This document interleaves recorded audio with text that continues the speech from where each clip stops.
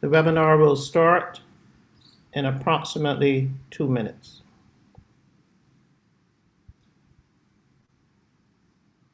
My name is Billy Griffith, and it gives me great pleasure to be the host for this collaboration between Skift and the Caribbean Tourism Organization CTO Allied Membership.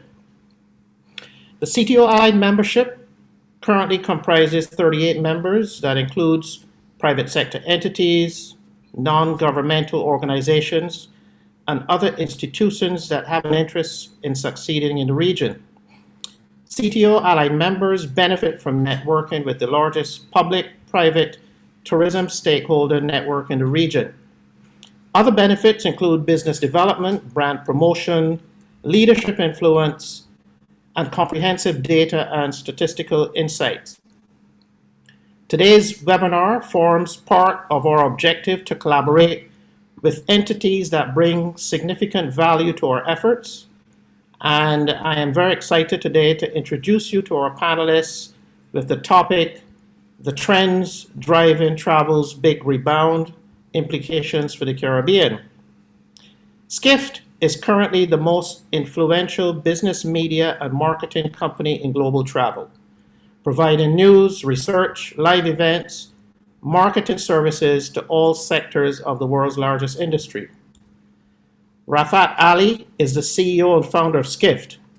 He has a Bachelor of Science degree in Computer Engineering from AMU in Aligarh, India.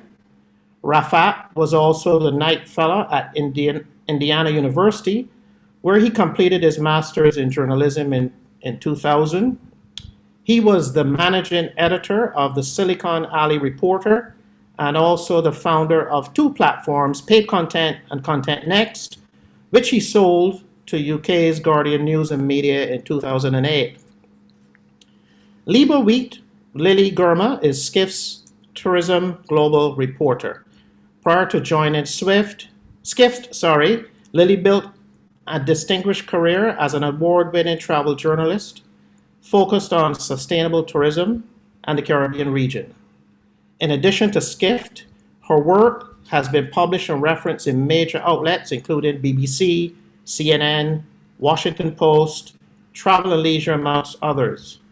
In 2020, Forbes featured Lily as one of 15 Black travel writers to read now, and she is also the recipient of the Caribbean Tourism Organization's Marcia Vickery Wallace Award for Excellence in Travel Journalism. Before we begin this webinar this morning, I'd like to share a few housekeeping points. This webinar will last approximately 45 minutes. The panelists will present for 30 minutes, and the remainder of the session will be open to Q&A. Attendees can actually pose their questions by clicking on the Q&A icon at the bottom of your screen. And I certainly will be managing and consolidating some of the questions, and I will be addressing them to the panelists when they complete their presentation. So without further ado, I would like to welcome this morning Rafat and Lily. Welcome, guys. Thank you very much, Billy. Thank you, folks. Thank you, Billy. Thank you, Faye. Thank you for having us. Good morning from New York City. I see that all of you are in places where I want a vacation, but not there yet. So hopefully soon. I see Brad there who spoke yesterday at our destination summit that I think, Lily, you spoke to him maybe last, yes, which I couldn't join, but I know it was a great success. So, well, thank you again for inviting us. Our goal here today is to give you a broad overview of, I know the word trends is there in the headline, what we actually mean, because trends bring in people. That's why we use the word trends. But what we really mean is themes. So these are we're going to present 5 big themes that our journalists and research analysts across all of Skift are covering.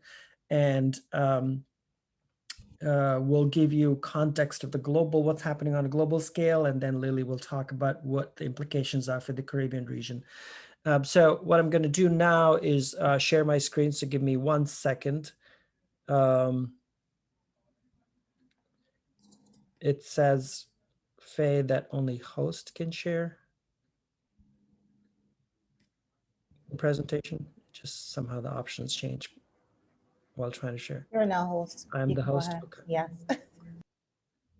Let me try again. Okay, now it works. Okay. All right, you all can see the screen? Yes. Okay. Yeah. Okay. So as we said, this is our presentation. You've already got the introduction for both of us. Just a quick, for those of you who don't know what Skift is, we're about 9 years old. In fact, our anniversary is coming up in, what's the date today? In about 8 days is when we launched. July 30th, 2012 is when we launched. So we'll be 9 years old as a company. Next year is that 10 years of existence. And I didn't have hair 10 years before. I still don't have hair, but it certainly does that to you. We, in 9 years, we've become the most influential media brand in the business of global travel. And I'm sure a lot of you who read us will attest to that. It is how the larger global travel industry understands the trends that are happening in this sector. Certainly the last year has been one of the most, well, the most consequential year for all of us in the travel industry. I don't think that's a stretch by any stretch of imagination. And we went through all the pains that all of you went through and are still going through as well. But also, it was the most story-filled time for us. It certainly was the best time to tell stories about the business of travel. Our Skift editorial, of which Lily is a big part of it, covering tourism for us, as well as the Skift research. If you go to research.skift.com, you'll see our research. I know many of you are subscribers to it. For those of you who want to continue to support what we do, Skift Pro is our daily news service. So you can read 3 articles for free on Skift, and then after that you have to pay. Skift Research is also a subscription service. Airline Weekly is a newsletter that we bought about 2.5 years ago. We call it The Economist of the Aviation Industry. It's once a week newsletter that basically gives you a great overview of what's happening in the airline sector. And then just last month, we bought another newsletter called the Daily Lodging Report, which covers the lodging industry, very much focused on hotel owners and investors, and it has been around for 26 years. So if you go to dailylodgingreport.com, you'll see. So let's dive into it. And let me just start by saying, I don't write for Skift. My job is to build a company and run the company. I stand on the shoulders of our editorial and research team, Lily obviously being a very key part of it. So I'm here to, my goal in many ways is to connect the dots across all of what the company is covering and give you the big picture. But I'm certainly standing on the very strong shoulders of all the work that our team does. So just want to make sure that it's clear. So we're going to present these 5 themes, and we'll run through each of these, and you don't have to read this since we're going to jump into the first one. And one of the interesting is leisure traveler cohorts in spotlight. So let's start with that. What does that mean? What that means is over the last 1.5 years, travel by being stopped is now being rebuilt piece by piece. It was sort of deconstructed, meaning stopped 100%, and is being now rebuilt back piece by piece. And different segments of the industry are coming back in different ways, which means that there's more understanding of how the different cohorts behave. I'm sure each of you have seen this in your own destinations. VFR, visiting friends and family, has generally been an ignored stepchild of the travel industry. Lots of reasons for it, including the reason that people in the industry don't see full realization of the tourism dollars that comes in, because obviously people usually stay with friends and family. They may not spend as much. But certainly if you speak to the operators, particularly the airlines, they will tell you that, I mean, if you talk to JetBlue has talked about VFR in their earnings probably for the first time in the longest time in the earnings calls, which is that the VFR had sustained. Obviously, things are changing now as leisure travel, the general vacation travel is coming back in the US and this region. But VFR has been certainly a savior in many ways for the industry and sustaining some parts of it. I'm sure a lot of you have talked and are doing programs for remote workers as well as digital nomads. Lily is our own. I guess she's not a nomad, Lily. You are a resident of DR. You live in DR, even though you're American.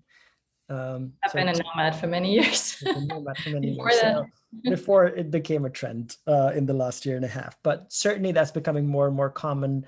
And I think it's just the start of what will happen. We're going to talk about that. One of the things that, the work from home, one of the, I guess the terms that came out yesterday from our conference was the evolution of from work from home to work from anywhere. Now that people are able to travel and actually be able to stay or move to a different area. Our own company, a bunch of folks have moved out to different places around the US as well as other parts of the world. Conscious travel is certainly becoming a more and more important part of how travelers want to make these decisions. Group travel is also, in fact, just as a live example, two of our folks in our own companies one has been to Mexico, another one is going to, I forget, somewhere else this week. And each of those were a group of 15 friends traveling together. Younger people been trapped in the last year and a half in their houses, missing friends, missing the connection, and really want to go out. I know if you go to Vegas, you'll see a lot of this group travel that's coming back. Older travelers was a cohort that started traveling right at the start of the year, 65 and above, because they're the first ones to get vaccinated and the first ones to start traveling as well. So these, and then road trips have obviously had a rejuvenation over the last year. This is true pretty much worldwide, not just in the US, even the US obviously saw a big part of it last year. And what that means to the facilities all across the road trip and we're going to talk about that, what that means for short-term rentals as well. So cohorts have become a lot more important just in the last year and a half. And this is a slide from our Skift research team on how VFR has held up quite a bit. And I think international VFR, because international travel is still closed for most part in many parts of the world, including the US to Europe and beyond, you will continue to see VFR being very, very strong, continue to be there. In fact, yesterday I was walking past one of the bus stops here in Queens. I live in Queens, New York, and they have a campaign. New York City Official Tourism Board has a campaign going on. They have the new tagline, which I'm blanking out now, but there was a on the bus stop, there was an ad for New York is open and please invite your friends and family to New York as well. So VFR certainly becoming a bigger part of the marketing campaigns for tourism boards across the world, which is very good to see. I mentioned obviously remote work and what the hybrid world and what the future work looks like is a huge topic of discussion. I think the latest numbers for Midtown Manhattan are that about 15% of workers in Midtown Manhattan, only 15% are back, meaning 85% of the office crowd is not yet back. So very interesting of all the debate that's happening of companies like Google and others having to figure out how many days can you come in office, how many days can you work from home? Does hybrid allow people to live anywhere? A lot of those debates are happening and certainly has huge effects in the travel industry that we're covering pretty much on a daily basis, really, from all angles, both leisure as well as corporate and work. This is one of the things that requires some more research and more time to pass is if a good subset of people, meaning the creative class, can work from anywhere, does that increase travel or decrease travel? Meaning people wanting to get together in companies, will that make sure that more people are traveling intra-company to be able to meet each other? So still early, there's some evidence there that remote workers have taken more trips due to their remote work status in June. This is from data from our Skift research as well. And we just came out with a report from the Skift research team. Seth Borko, who's our senior research analyst, came out with a great report. I would humbly say probably the first attempt at quantifying the size of the market. This is US, and we quantified the digital nomad travel market is about $1 billion market in the US today. And will obviously will have huge effects in the Caribbean region, which Lily is going to talk about in a second. And I'm going to let Lily pick up from here. Yes, thanks, Rafat. So another growing segment is what we coined at Skift as soulful, but really these are conscious travelers looking for regenerative tourism, which is a phrase that I'm sure you've already heard. And it's really just the concept of leaving a place better off than you found it, taking part in these activities that are cultural, nature-based. And this is an example from the recent Malama Hawaii campaign. I think the tagline is something like, take a trip that gives back. And they came together with multiple stakeholders across their industry to offer incentives for travelers to take part in these activities. This one is at a ranch, and you just spend the whole day learning about the ecosystem, volunteering, and in exchange, they get something like a free night or two at their hotel. So it's really just, it's incredible because it also includes airlines giving incentives for that. And it's an attempt to really move away from the mass tourism and attract responsible travelers, which is something that was discussed quite a bit yesterday at our Destinations and Sustainability Summit, and will no doubt will continue. The next slide is, it shows actually and confirms this, is from American Express. Their latest survey shows this really is global. I mean, travelers just want to support local communities more. So this is something that that we'll keep an eye on. I'll get to the Caribbean in a second. Part of that consciousness includes diversity and inclusion. And again, the latest Expedia Group survey shows that over 60% of global travelers are paying attention to the accommodations or businesses in tourism that are either owned by women or people of color, or are welcoming to the LGBTQ community, travelers with disabilities, and so on. So that is a significant global trend to watch. The next slide, as Rafat mentioned, group tours. We've heard that they're selling fast. Even in Europe, parts of Europe that are open are saying that they're super busy in July. I believe that Trafalgar, Kentucky, and all these big tour operators have solid bookings even in September. So there's a sense of safety when you're traveling with a group in terms of the protocols and not having to navigate it solo. And so that's probably going to continue as well.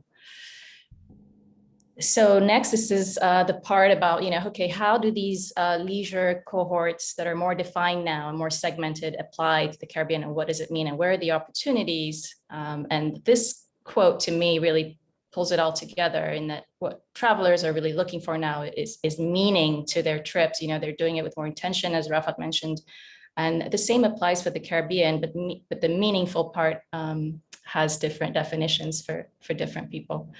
So for the Caribbean, VFR really translates into an opportunity to target the diaspora as tourists. Now, we know that the region has been very good at reaching out to the diaspora in terms of investment opportunities, or Barbados, I know recently had sort of an annual reunion, gathering for, to bring back the diaspora, along the lines that Ghana did. But there's really an opportunity here to change the way we think of the diaspora. And this is a chart from the Migration Policy Institute, and just to show you sort of, how the diaspora is really growing significantly in the US, over 4 million, well over 4 million. If you take into consideration the other source markets for the Caribbean, the UK and Canada, that's a huge leap. So a very good example of the power of the diaspora really is in neighboring Dominican Republic, where I am right now, where they had an epic rebound in their city airports, Santo Domingo and Santiago, well ahead of Punta Cana, all because of VFR. So, if you look at the data from the Central Bank of the Dominican Republic, 1.8 million folks classified as non-residents or tourists. Out of those, 31% were of Dominican heritage. Now, we're not even counting the ones that came in with their US passports. And, so there's a sense that you don't need to market to the diaspora. They come anyway, and they don't spend in hotels. They don't indulge in tourism, but there's a huge demographics shift taking place. And with VFR taking over in US and other regional markets, the Caribbean is really sitting on a pile of money. And we need more data for that segment. For the Caribbean remote worker and digital nomad now, they were there before, but Now, as we know, Caribbean destinations are offering remote work visas. This is a headline from Cayman Compass that, and there's been several that show the amount, the revenue that has come in from these visa applications. But really what we want to drive at here for the Caribbean is that it's really more about the quality of the remote workers that you are attracting, because it's getting more competitive. There's a ton of global destinations that are now attracting these remote workers, and it's likely to increase over time. In fact, we have our corporate editor, Matt, who focuses on this segment specifically because it's getting so large. So it means marketing less beach, which I know sounds antithetical, but it means focusing more on infrastructure and the services that you're offering. And our digital nomad report actually has excellent recommendations for how to do that. And for the Caribbean, it really means being more targeted in attracting quality remote workers. It means working harder to create an ecosystem, a community for remote workers with space and connection. And so it's not an isolated experience, but also it's huge potential for stakeholders and destinations to create really unique workshops and cultural activity opportunities and push regenerative tourism that way. So regenerative travel cohort for the Caribbean, again, a huge opportunity to boost community-based tourism. I know that CTO had really been pushing that before the pandemic, before it was all paused. But this is another really good reason to explore this rise in conscious travelers. This is an example I took from it's actually a nonprofit, well-known, respected nonprofit in Belize called the Ashe Conservation. They launched their own tour arm about 2 or 3 years ago, well ahead of this trend. And folks who sign up get this immersive nature-based, experiences with women's groups and so on. And the money goes back into their projects. But it's really the same idea. And there's so many of these amazing conservation groups and experiences that I know are out there for the Caribbean that could be a great way to lean into that cohort. Now, as far as groups go, there's, again, a need to really change a narrative of who is the US traveler that goes to the Caribbean, who's the Canadian traveler, and aim at more diversity, as well as regional travel. And I know that regional travel has been a major Achilles heel for the region, but I do think that this is the perfect time and opportunity to push that. And we are seeing some disruption in that sector. I want to mention this really unusual sort of private sector-led airline out of the Dominican Republic, SkyCana, which is now flying to multiple islands in the Caribbean, as well as expanding in Latin America. So you have to think about it, holistically. We need to think more regionally. This opens a door for, multi-island travel packages and so on. So that's where the opportunity lies in terms of the defined cohorts for the Caribbean. Thank you, Lily. We'll move on. The first one was the longest one, just because it captures the breadth of what we're covering in so many different ways. But subscription travel, the second one that we want to dive into, subscription travel emerges as an opportunity. I'm sure subscription has taken over in so many different ways other parts of our life, Netflix, and 10 different other types of subscription services that have come in, from a video to food delivery to all kinds of other stuff. So there's no reason why subscription economy, so to speak, doesn't come into travel. And there's some high profile experiments that are happening. I think many of you have already, I'm sure, are following it. TripAdvisor has just recently launched TripAdvisor Plus that I've been covering. I think it's less than $100 a year, where you get insider rates or discounted rates to different things, whether it's hotels and all types of activities. So that's more of a discount-based thing. Inspirato is a company that many of you may have heard. It's on the luxury end, and it feels like subscription travel, which is pay a monthly or a yearly price and travel unlimited, potentially has more implications on the luxury end of things. And I think we're going to talk about that as we go along. But Inspirato, in fact, is about to go public as a company. Used to operate a travel club, which is which has been around for many years as a concept in different parts of the industry, to a purely subscription based, $2,500 per month. And you are able to get access to the homes and the villas and the experiences that they have. And it's actually growing really well. Citizen M is an example of a hotel chain in Europe that has a bunch of things in US, bunch of hotels in US as well. In fact, are sold out of their Global Passport, which is a corporate aimed at the corporate travelers, or at least companies that want their people to be able to work from anywhere through their hotels and get X number of nights free. They also have co-working in it as well. So that's another subscription service that's emerging. So we're covering, I think there's a lot to happen on that end. It's still so early. And one of the first, what's also happening is loyalty as a concept. Loyalty programs have been there forever in the travel industry, are merging with subscriptions. In fact, we had a loyalty summit a few months ago that talked a lot about subscriptions and how from loyalty to more membership-based mentality of getting people back again and again. This is an example from Maldives of really the first destination loyalty program. Maldives generally punches above its weight just because they have to, because this is a big part of their economy. Sorry, you're hearing my son in the background crying. It's loyalty points. If you come again and again to Maldives, obviously it makes more sense for the region versus people traveling long haul.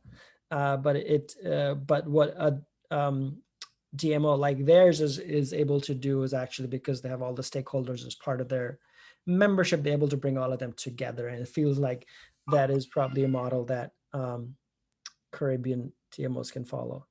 Lily, you want to pick up from here? Yes. So the destination loyalty program model for tourism boards, it offers quite a bit of promise. It's an innovative tool. DMOs have multiple members as stakeholders, and they can generate cross-company or cross-sector collaboration that way to launch similar subscriptions like the Maldives.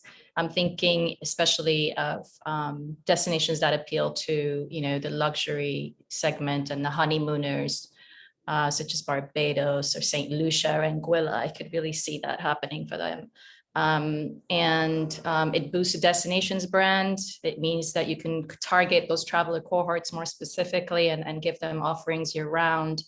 I could even see the CTO member destinations coming together to offer perhaps a cross-regional loyalty program that might be more innovative and competitive as a way of boosting the region as a whole. And it could be for a limited amount of time, again, for the recovery years.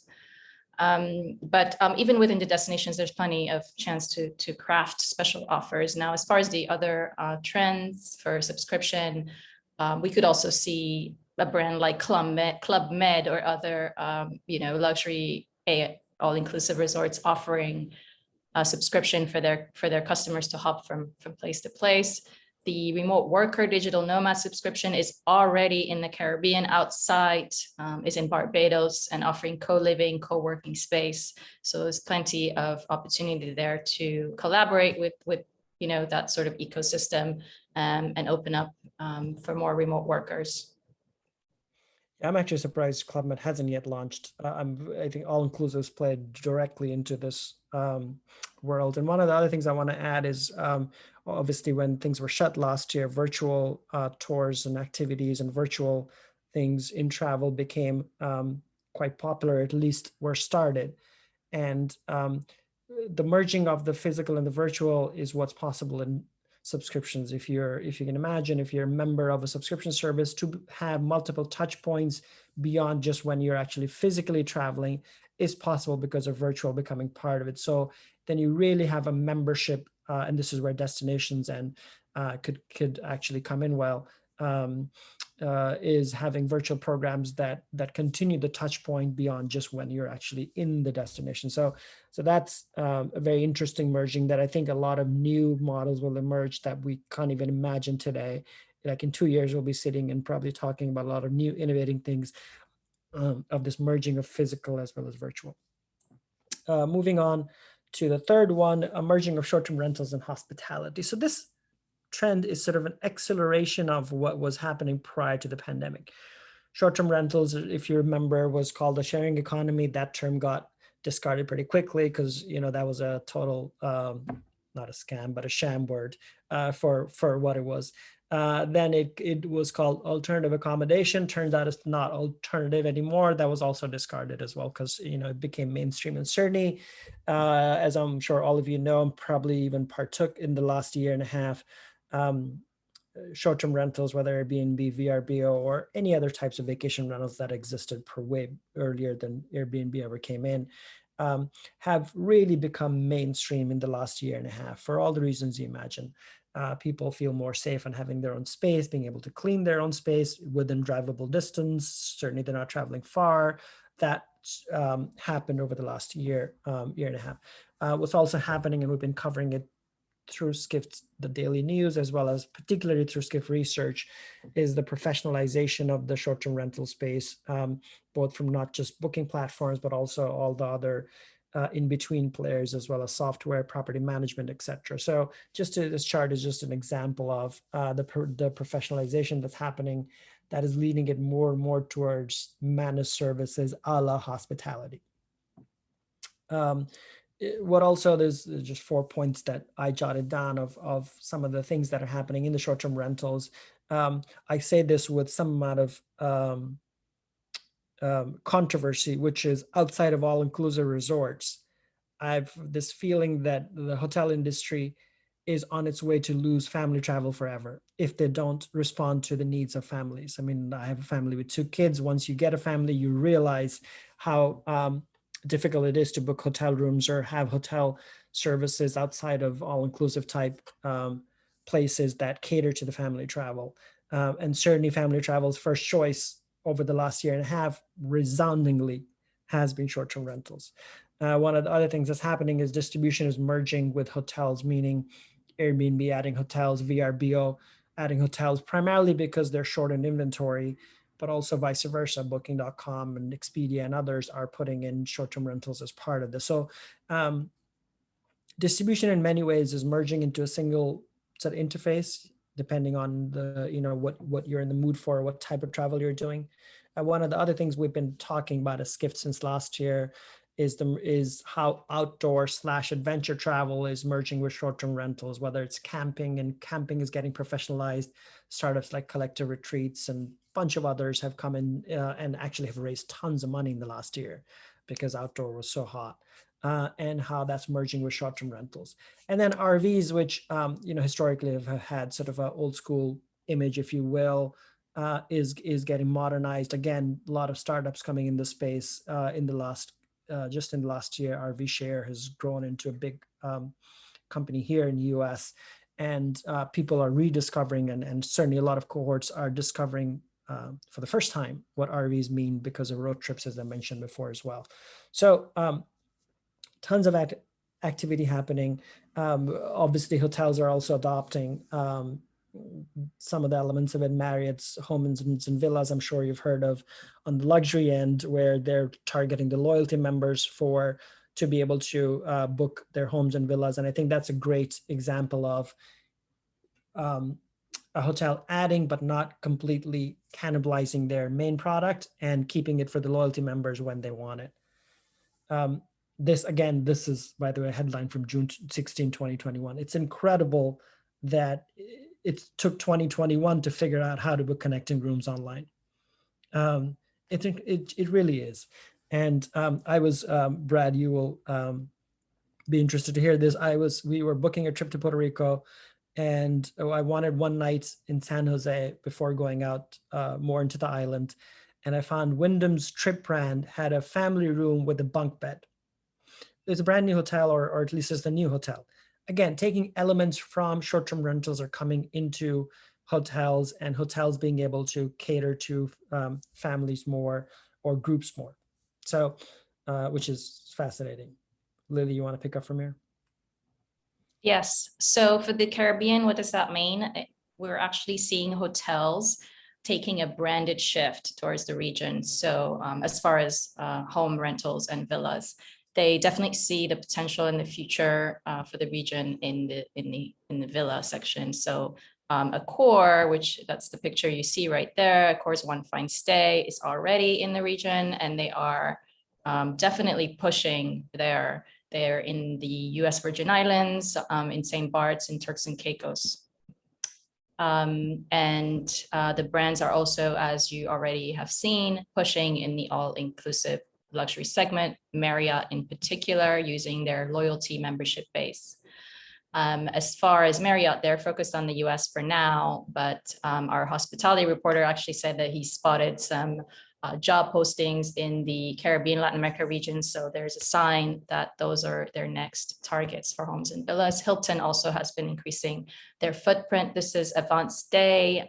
They are from LA, and they are now in Mexico as of March 2021. So this growth of branded Caribbean rental villas is happening. It's not fast, but it's definitely there. Okay, I think we're still running. We're running a little bit late, so we're gonna Lily, we're gonna try and speed this up so that we finish in time. So travel is becoming pricier. I'm sure all of you know this, maybe firsthand in your destinations. Definitely, the price of everything is becoming more. This is not just in travel, but in general. Even obviously, every day there's 5 headlines in the New York Times about inflation and how prices, etc., are becoming higher. So there's definitely travel is pricier, just because obviously a lot of the brands cut back on inventory, shortage of workers, all the things I'm sure you're also following as well. Yet people, this is a chart also from Skift Research, yet people are expected to increase their travel spend, continue to increase their travel spend going ahead. The revenge travel, rebound travel, whatever the term you want to use, is a cliche for a reason. People really, really want to travel. And, one of the other things that has happened, obviously, is the household savings. This is, again, I'm sure all of you are seeing in different countries have been the highest it's ever been. And so certainly there's a propensity for people to spend in travel. Implications for pricier travel. I think this is my general contention, that I don't think we will see prices come down. I think this, travel industry has seen what higher prices mean and will probably continue. And obviously this helps in the faster recovery, because the more dollars come in, the more faster the company recovers. Better management of resources and an era of shortage of all sorts of things, labor and material, even food in many places as well. People are paying for it. They're, as I said, they're sitting on it. One of the other conversations that is really beginning to, we said this 2 years ago and people sort of rolled their eyes because the travel industry has said, travel is a right, travel is a right. And travel is a privilege, just the fact that we're able to travel now in our parts of the world, or at least in some parts of the world, is a complete statement on the inequities that exist in the world. So certainly travel is a privilege. It is not a right. And I think the industry, the more industry understands it and realizes and leans into it, the better it is. So there's positive parts of it. Lily, you want to jump into here quickly? Sure. So this is just a quick deep dive we've done on how luxury travel is really leading the recovery. And the same will be true for the Caribbean. There's an opportunity there for those higher prices to really translate into luxury. The demand is high there. The definition of luxury has also changed. So these shared charters were a growing niche last year, really booming. People don't want to deal with airport crowds and security lines and all of that. And so those who could afford it have been really looking into charters and flying that way. And luxury travel agents have been putting packages end to end that include this option. I think the next slide will show, and the next one. So it's really about thinking of it, not just about the 1%, but also beyond, because the definition of luxury now means going big, as Rafat was saying, revenge travel, all of these household savings. And really the opportunity there for the Caribbean is to broaden the pool there and thinking around vacations, look at yacht vacations, which are doing really well for USBI. Just looking at more private options that people are looking into that are not necessarily millionaires, but just have the savings. So, yeah. Okay. And then the last one, obviously, there's tons of debate around business travel. Still early to say how that's going to come back, but what our estimates, as well as McKinsey and others, are estimating that about 15 to 20% of business travel will be lost primarily because of tech. But one of the things that we are following, obviously, tech and Zoom. In fact, this video call we're doing is maybe was going to be in person, and now we're doing it on video.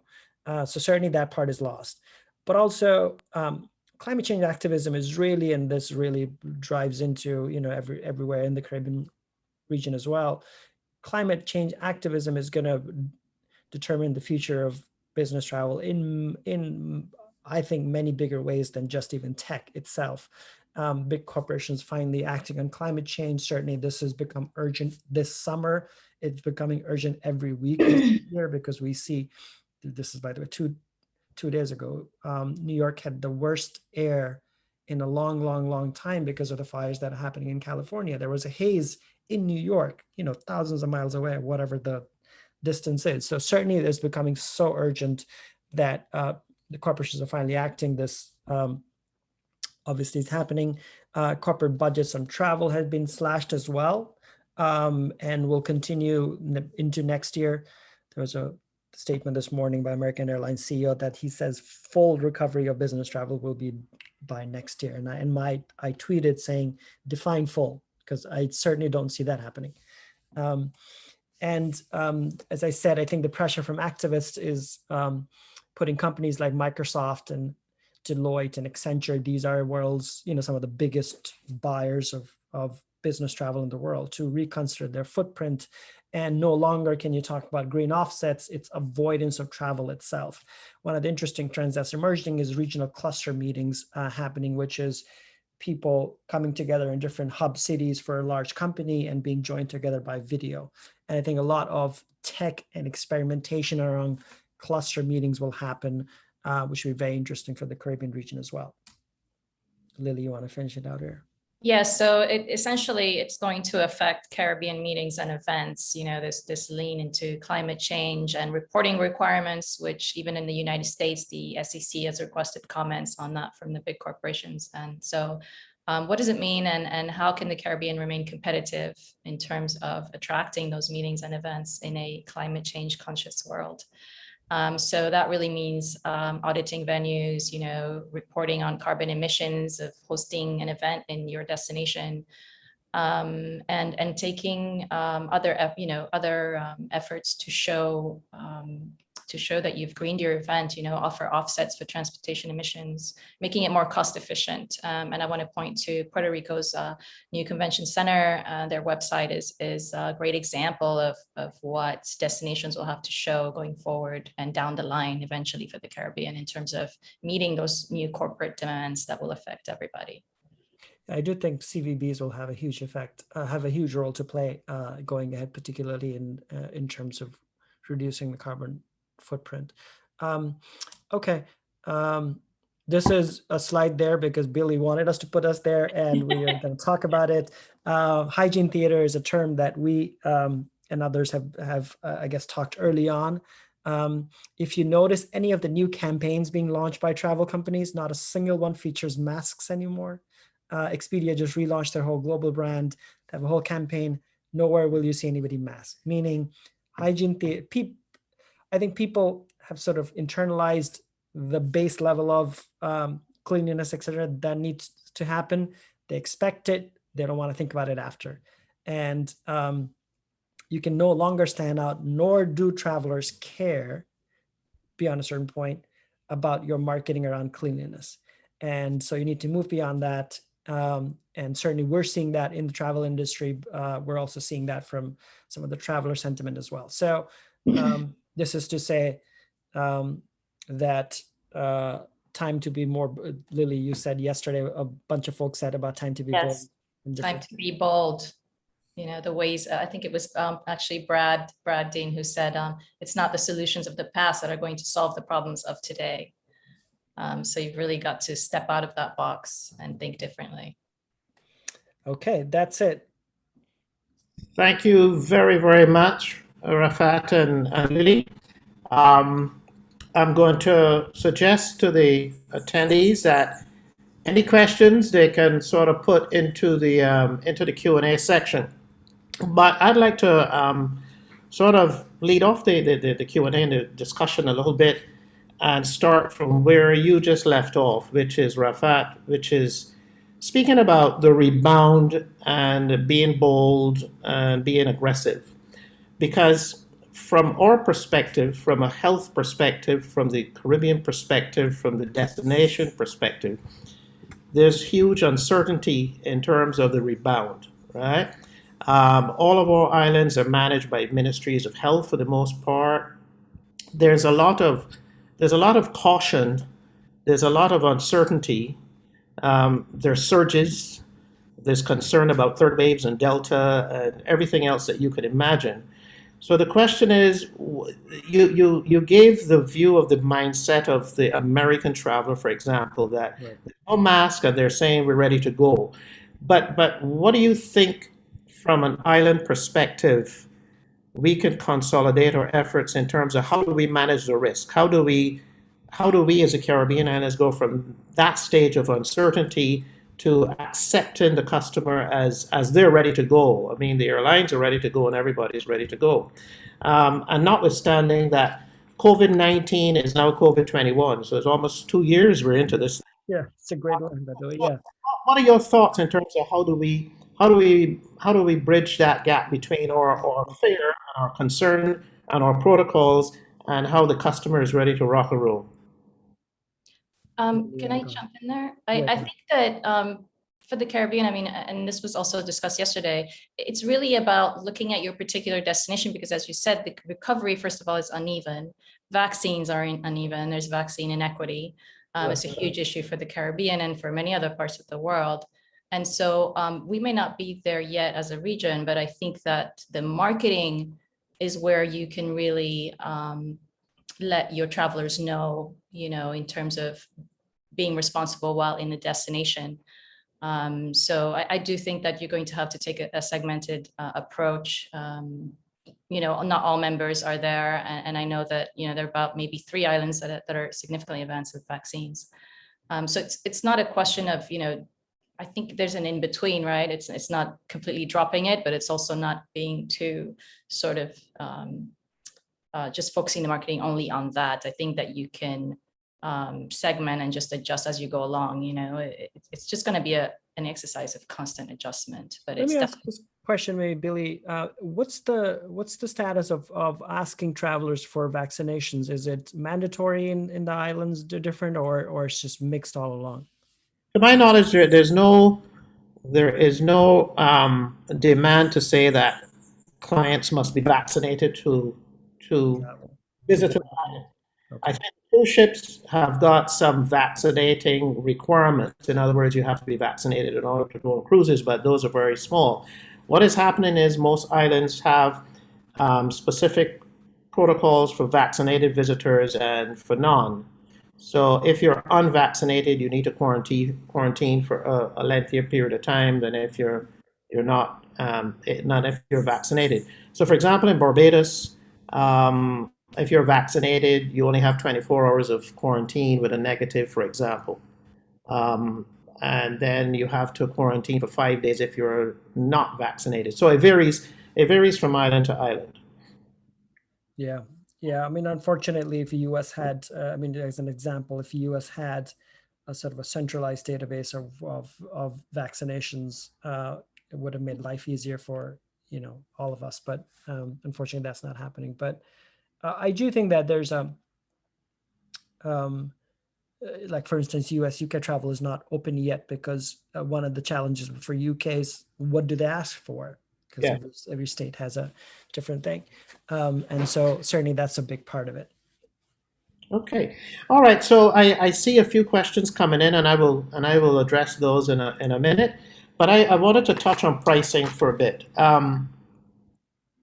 So the Fed in the U.S. is saying that inflation now is 5%, highest it's been in umpteen years.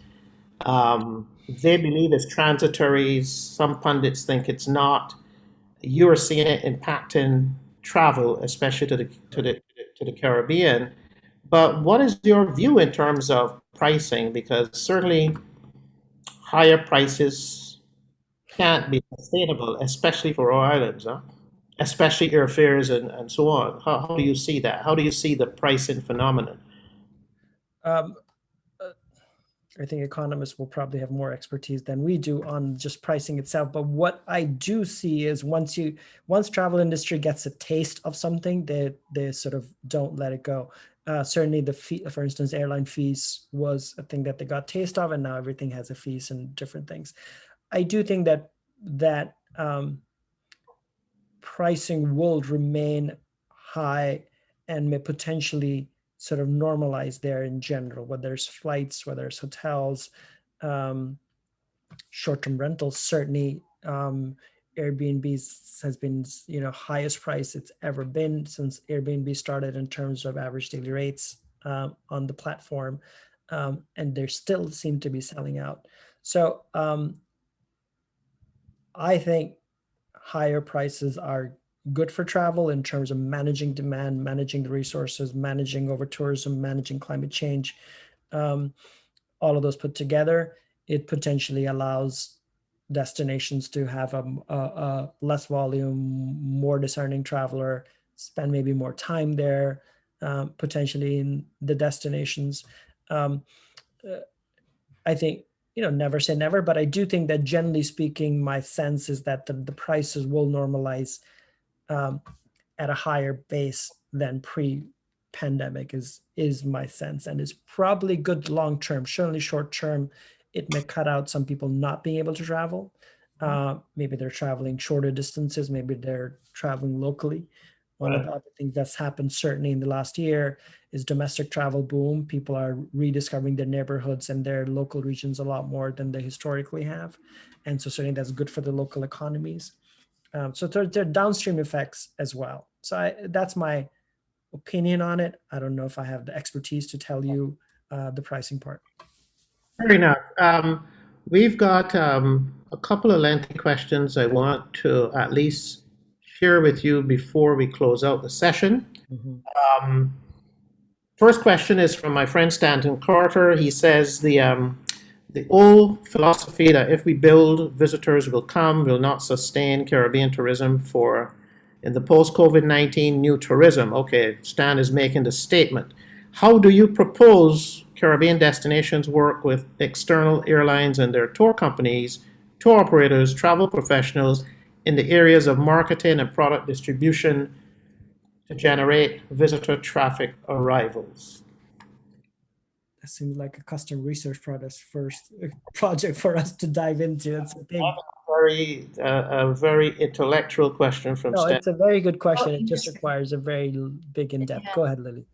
I was going to say what it brings to mind is yesterday's discussion with Danae Hines from Just a Tad in Barbados.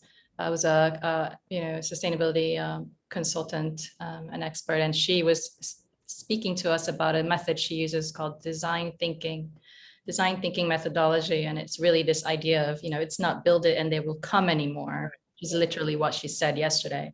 It's sort of, from the origin of the project all the way to the end, whether it's marketing, whether it's building a new eco hotel or whatever, you're going to need to really pull in different stakeholders to come together, including the communities, to really design a way that will lead to the ultimate, which is the visitor arrivals and building something that everyone benefits from along that chain. Is really interesting. I highly recommend that chat, but it speaks to that. Right. So Stan's main point is how do you propose Caribbean destinations work with external airlines, etc. But again, what you're saying is that's outside your scope a little bit in terms of. Yeah. Somebody's asking, what's the name of the firm in Barbados? Just a Tad. I'll write it in the. Just a Tad. Okay. And the last question I'm seeing posted from an anonymous source. It says. U.S. consumer interviews that we've heard, while luxury travel is in demand, there's less of a desire to flaunt across all generations in conversations on social media. Luxury travel investment because of how it plays during the global pandemic. In other words, it's not a good look to be having luxury travel in a pandemic. I think that's what it says. And yet we're paying thousands of dollars for vacation. So people are suffering and we're paying lots of money to vacation. This obviously has an impact on how luxury marketing takes place and how places are positioned. So the question is Skift also hearing this consumer feedback? If yes, globally or only in the US? Yeah, interesting. We did a bunch of stories about how to position tourism and how to market tourism in a time where people are dying and obviously getting infections and a lot of inequity around the world. Some of that has died down. People, as I said, people are have savings and are the rich only got richer last year and by a lot more. So the luxury travel is happening. I think it's travel agents are the luxury travel agents are extremely busy now. I mean, if you ask anywhere from honeymoon travel to kids travel to all types of milestone travel, a lot of it is happening through travel agents, the luxury travel agents. So my sort of generic answer would be you're probably right in terms of flaunting it in terms of marketing, but the direct channels of or trade channels become even more important in terms of marketing. So I think that's kind of how we would see it. Good. So that's the final question I see posted. And we're actually right on the 1 hour button. So I think it's been a terrific time. I want to thank you, Rafat Ali, and my friend Lily. Thank you very much for sharing your knowledge and information today and identifying what you've considered as 5 major out of many travel trends as we exit the pandemic. You spoke to different marketing cohorts emerging with leisure travel. You spoke about the advent of subscription travel.